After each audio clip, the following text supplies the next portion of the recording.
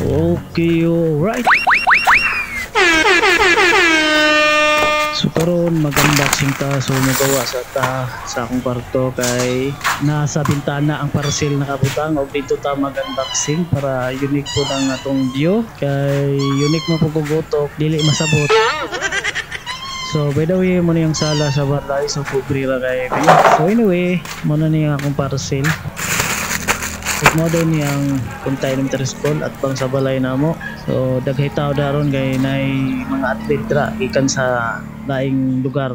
Kaya ang punta elementary school mo'y napili nila nga himuon nila headquarters kay giheld ang contest dire sa lungsod namo na ang pangalan na Sipit. So anyway, ato sa ni-plaster ang camera kay mag-unboxing ta.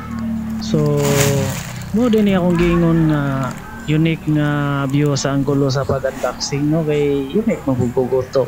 Membros Piat City man ta.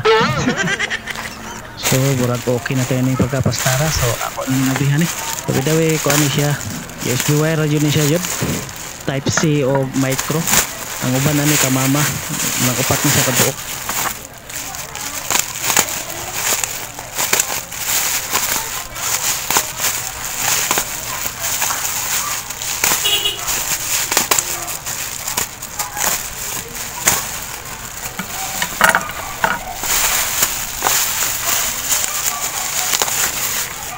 Okay, so muna na siya.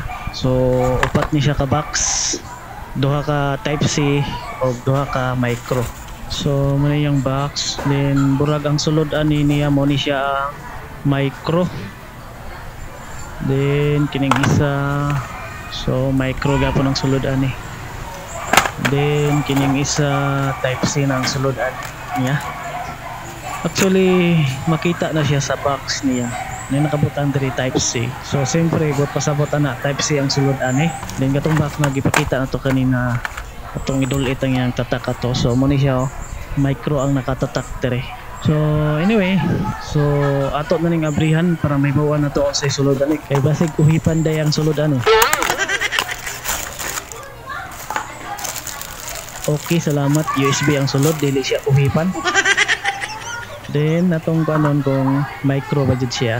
So base sa akong nakita micro jud siya kay gamay man siya.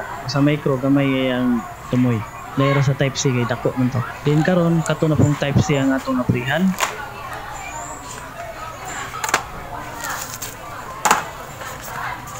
So ipakita na to ang tatak. So type C ang nakabutang dire. So aprihan na to.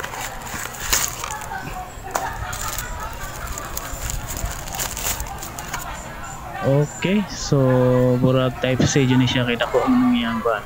So ato siyang i-focus. Focus one time, focus.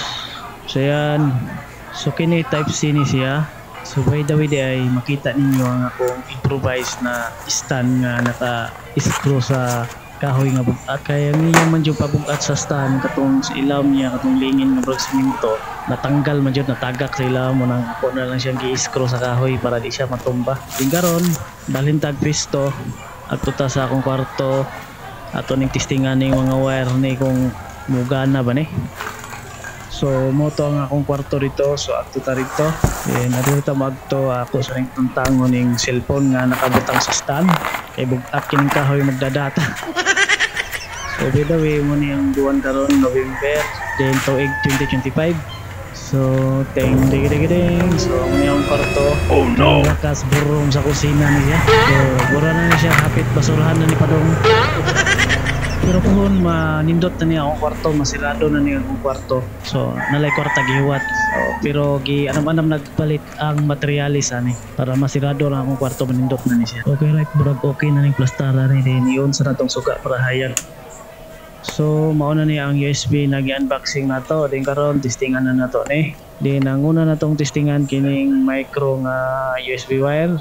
Then gamit tag cellphone na micro ang iyang saksakanan.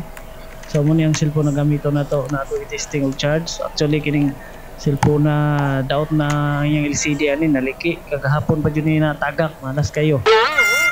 So ato sa ni doot og mayo kay burag kulang pa ning doot. Puro magdugay man nilugwa, guba tingali ni.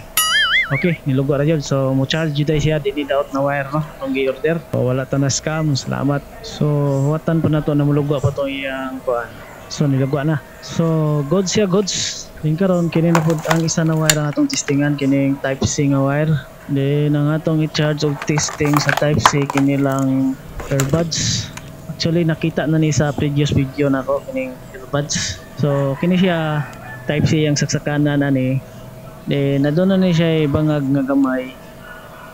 Pag i-charge ni siya saksakan siya wire. Musiga ni siya pula. Pot pasabot ni charge siya. Then karon ato na ning isaksak yung wire. So nakasaksak na.